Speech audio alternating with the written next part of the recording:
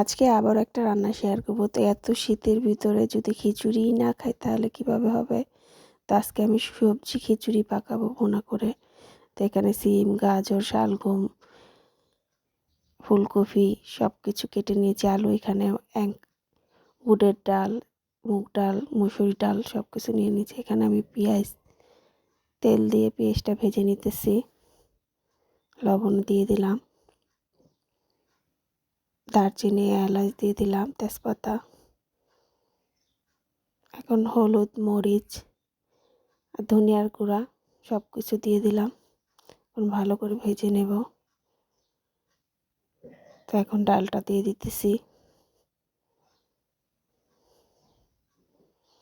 তো ডালটা আমি একটু সিদ্ধ করে নেব কষানিতে। এই তো আমার ডালটা সিদ্ধ করা হয়ে গেছে। এখন আমি এই সবজিগুলো দিয়ে দিব। সবজিগুলো ডালের সাথে ভালো করে মিশিয়ে কষিয়ে নেব।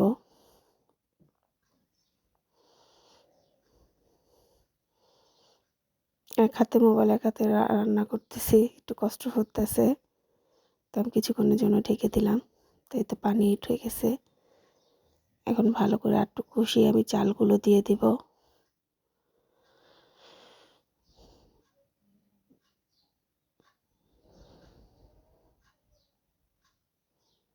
তো আমি এখানে 1 কেজি চাল ধুয়ে রেখেছি। নাজিরশাহ চাল দিয়ে আজকে খিচুড়িটা পাকাবো। তো এতে দিয়ে দিলাম।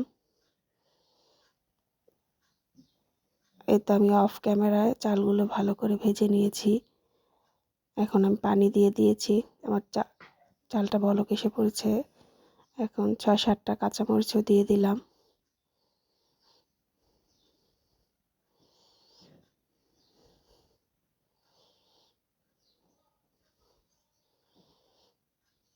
তো আবার কিছুক্ষণের জন্য ঢেকে দেবো পানিটা টানার জন্য।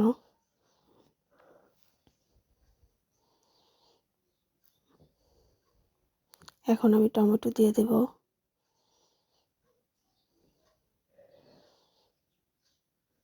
আবার একটু নেড়ে চেড়ে টমেটোগুলো মিশিয়ে নেব। তো আমার পানিটা আর কিছুটা টানবে।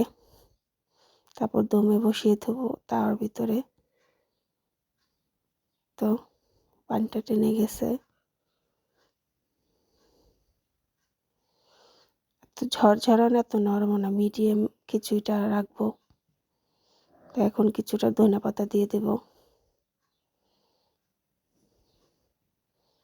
এই তো হয়ে গেল আমার ভুনা খিচুড়ি সবজি দিয়ে।